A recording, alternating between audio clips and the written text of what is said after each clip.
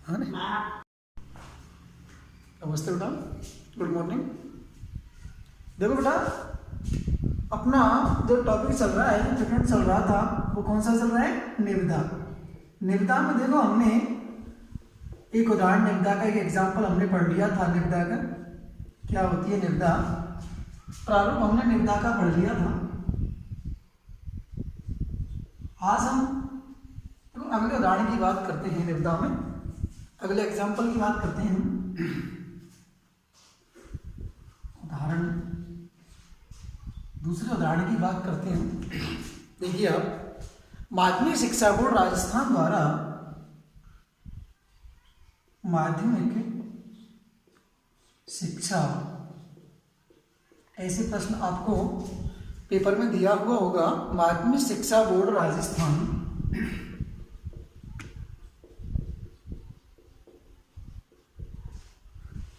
माध्यमिक शिक्षा बोर्ड राजस्थान द्वारा माध्यमिक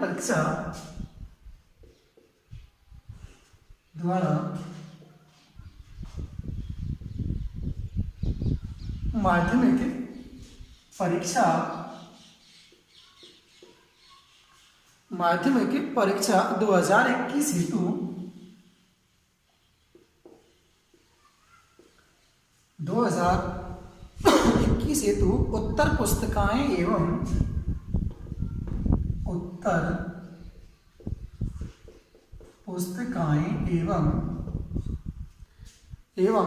अन्य परीक्षा सामग्री की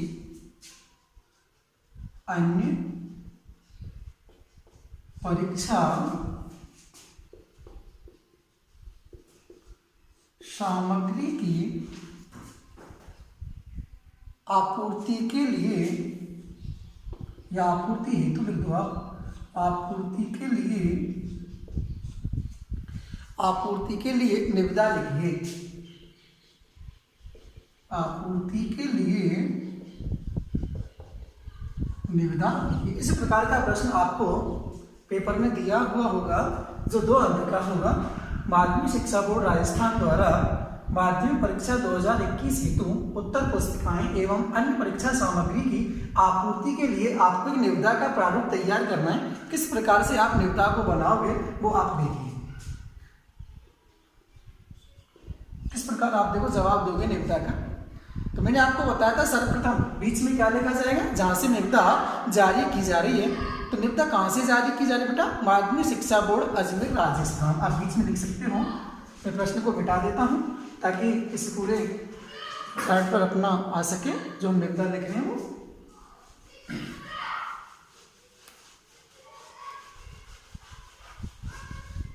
देखिए अब आप क्या लिखना होगा हमें? माध्यमिक शिक्षा बोर्ड अजमेर राजस्थान, माध्यमिक शिक्षा बोर्ड अजमेर राजस्थान। ये आपको अपने प्रश्न के बीच में लिख देना होगा, ऊपर ही ऊपर। उसके बाद में पत्रांक संख्या आपको इधर लिख देनी है। बाईं तरफ क्या लिखना है आपको? पत्रांक संख्या लिख देनी है आपको 420 ऑब्लिक माध्यमिक शिक्षा बोर्ड। आप ऐसे लिख सकते हो, माध्यमिक शिक्षा बोर्ड 2021। इतना आप इसमें लिख सकते हो। उसके बाद में आपको दिनांक लिखनी होगी इधर। दिनांक 6 जनवरी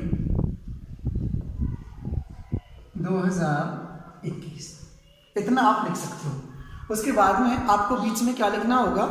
निविदा सूचना लिख दो, चाहे निविदा आप संख्या लिख सकते हो। निविदा संख्या लिख दो आप, सीधा ही निविदा संख्या लिख सकते हो आप। इसमें आप लिख सकते हो 1/2021 महीने का नाम और वर्ष आप इसमें लिख सकते हो।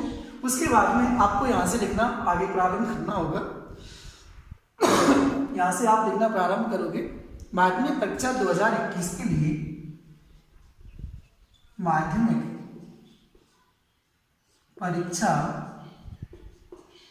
2021 माध्यमिक परीक्षा 2021 के लिए परीक्षा सामग्री की आपूर्ति हेतु परीक्षा सामग्री की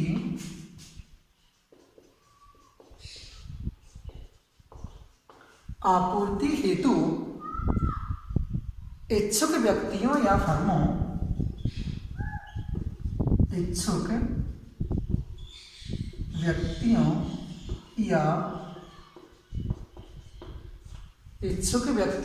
या फर्मों से मोहरबंद निविदाएं आमंत्रित की जाती हैं। फर्मों से मोहरबंद निविदाएं आमंत्रित की जाती हैं। इतना हमने लिख दिया।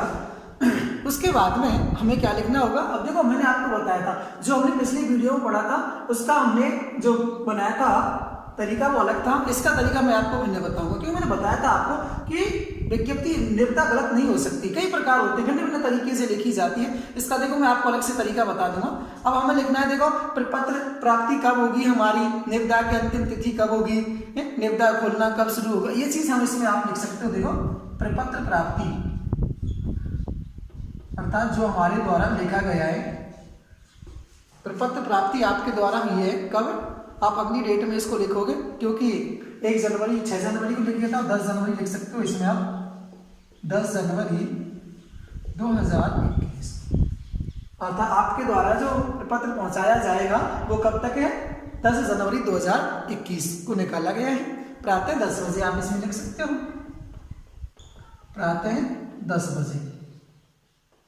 इतना आप लिख सकते हो। निविदा की अंतिम तिथि क्या होगी वो आपको यहाँ लिखना होगा। निविदा की बीच में लिख रहे हैं हम अंतिम तिथि, निविदा की जो अंतिम तिथि होगी उसको आप कर दीजिए कितना, 20 जनवरी 2021। 20 जनवरी 2021 कब? साढ़े 5 बजे कर दो आप, 5 बजे। इतना आप लिख सकते हो आसानी से इसमें। निविदा खोलना, आगे क्या लिखोगे? निविदा किस दिन खोली जाएगी वो आप यहाँ लिख दोगे। निविदा खोलना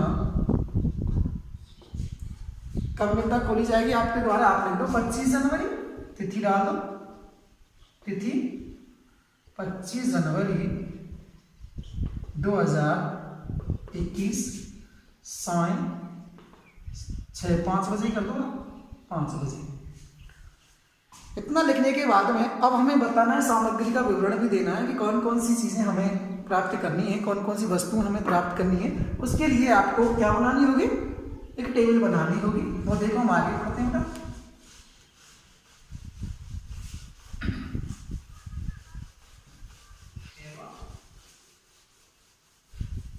अब देखो मैं टेबल बना के आपको बता रहा हूं। उसमें आगे लिखना हमें सामग्री का विवरण निम्नानुसार है। आगे लिखेंगे उसमें सामग्री का विवरण निम्नानुसार है।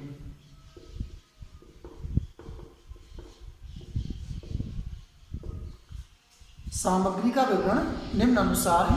अब आप टेबल बना दीजिए।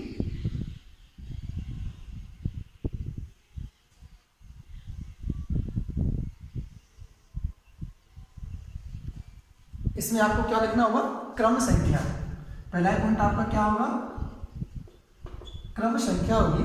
नंबर 2 में होगा सामग्री का नाम।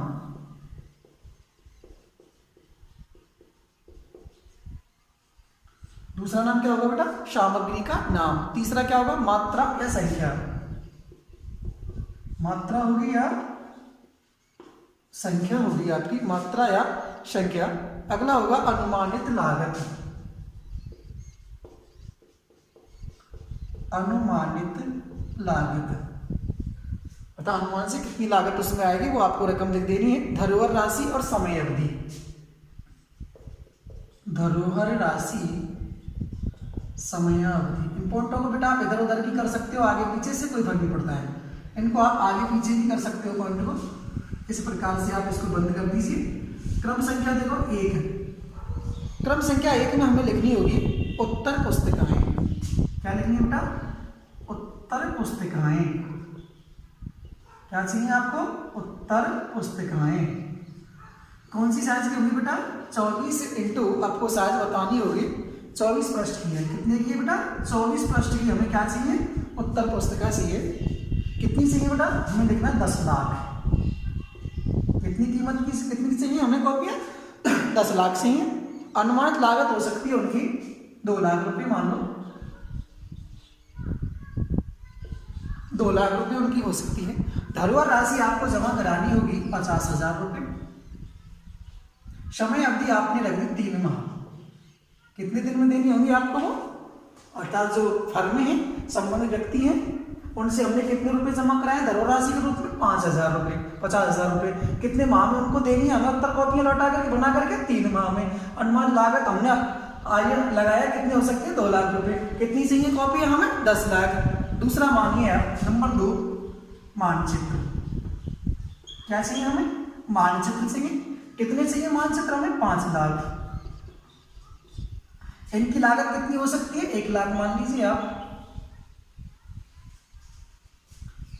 कितने रुपए आपने धरोहर राशि के रूप में जमा किए हैं आपने? 40,000 रुपए। ये आपको 2 माह में बना करके प्राप्त हो जाएंगे, 2 माह में आपको ये मिल जाएंगे।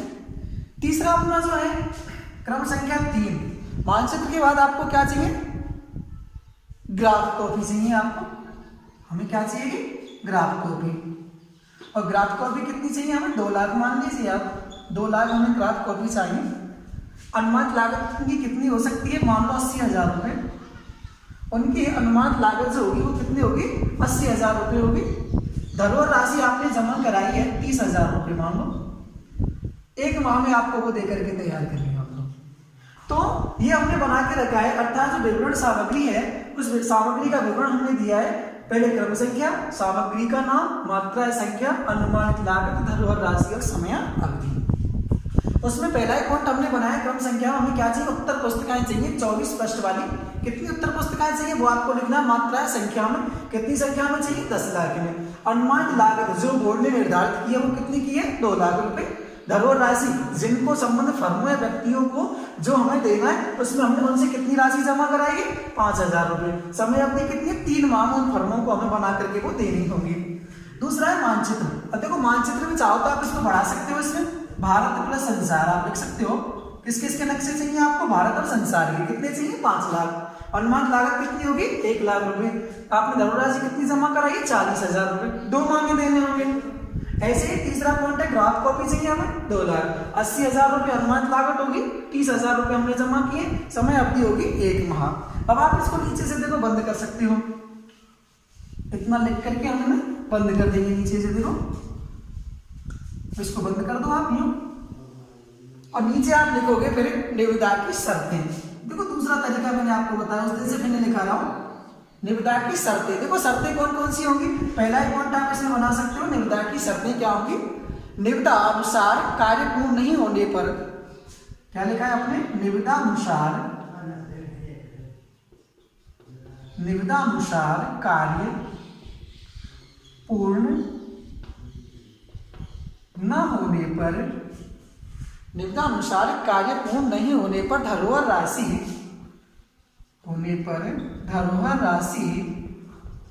जब्त कर ली जाएगी।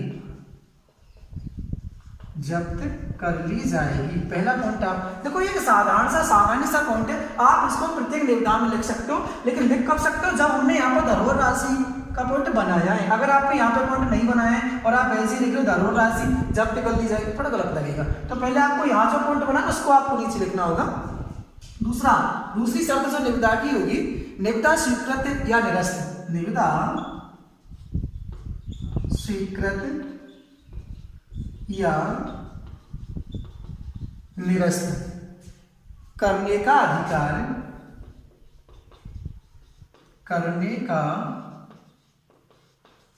अधिकार अधो हस्ताक्षरकर्ता के पास होगा।